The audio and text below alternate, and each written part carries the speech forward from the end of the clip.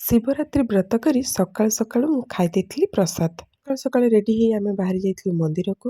ମନ୍ଦିରରେ ପୁରା ଲାଇନ୍ କରି ପୂଜା କରିସାରିଲା ପରେ, ପୂଜା ଭୋଗ ଥାଳି ଆଣି ସାରିଲା ପରେ କାହ୍ନା ଆଗେ ଖାଇ ବସିଯାଇଥିଲା ମୋର ଭୋଗକୁ। ଆରେ ଏମିତି ବି ଦେଖିବା ପାଇଁ ଗଲେ ଛୋଟ ପିଲାଙ୍କୁ ଭଗବାନଙ୍କ ସଦୃଶ କୁହାଯାଏ କି ନାହିଁ? ତେଣୁ ସେ ଖାଇବ ଯେହେତୁ କହିଲା, ମୁଁ ଆଉ ମନା କଲିନି। ତାପରେ ଆସିକି ମୁଁ ଜଲ୍ଦି ଜଲ୍ଦି ରେଡ଼ି ହେଇ ବାହାରି ଯାଇଥିଲି। ଡ୍ୟୁଟି ସରିଲା ବେଳକୁ ବାଜି ଯାଇଥିଲା 9ଟା। ତ ଆସିଲା ପରେ ମୁଁ ରେଡ଼ି ହେଇକି ସାଙ୍ଗେ ସାଙ୍ଗେ ବାହାରି ଯାଇଥିଲି କଇଁପଲ୍ଲିଆକୁ, କାହିଁକିନା ସେଇଠି ମୋ ଦିଦି ଆଉ ମୋ ସ୍ୱାମୀ ଜାଳୁଥିଲେ ଦୀପ। ତେଣୁ ମୋ ଦୀପକୁ ବି ସେମାନେ ଜାଳି ଦେଇଥିଲେ, କାହିଁକିନା ମୁଁ ତ ଏତେ ଲେଟ୍ରେ ଯିବି। ସନ୍ଧ୍ୟାରେ ଦୀପ ଜାଳିବା ଷ୍ଟାର୍ଟ ହେଇଥିଲା, ସେତେବେଳେ ମୁଁ ଥିଲି ଡ୍ୟୁଟିରେ, ତ କେମିତି ଜାଳିଥାନ୍ତି? ତ ସେଥିପାଇଁ ଭଗବାନଙ୍କୁ ମଧ୍ୟ ଡାକି ଦେଇଥିଲି ଆଉ ଗୁହାରି ମଧ୍ୟ କରିଥିଲି ଯେ ମୋ କଥା ଟିକେ ଶୁଣିବେ। ତ ଏଇ ମଧ୍ୟରେ ରାତି ସାରା ଚାହା ପିଇ ପିଇ ରାତି ଯାକ କଟିଯାଇଥିଲା। ମୁଁ ପିଇ ନଥିଲି ଚାହା, ମୋ ଜେଜେମା ଚାହାର ଭରପୁର ମଜା ଉଠାଇଥିଲା ରାତି ଯାକ।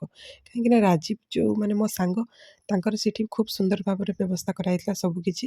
ତ ଏଇ ଭିତରେ ସକାଳ ହେଇଯାଇଥିଲା, ମହାଦୀପ ମଧ୍ୟ ଉଠିଯାଇଥିଲା। ଜୀବନରେ ପ୍ରଥମ ଥର ମୁଁ ମହାଦୀପ ଉଠିବା ଦେଖିଲି, ବହୁତ ଖୁସି ଲାଗିଲା। ତାପରେ ପ୍ରସାଦ ବଣ୍ଟନ କାର୍ଯ୍ୟକ୍ରମ ଶୁରୁ ହୋଇଯାଇଥିଲା, ଆଉ ସେଥିରେ ମୁଁ ପ୍ରସାଦ ଯାଇକି ନେଇ ଆସିଥିଲେ।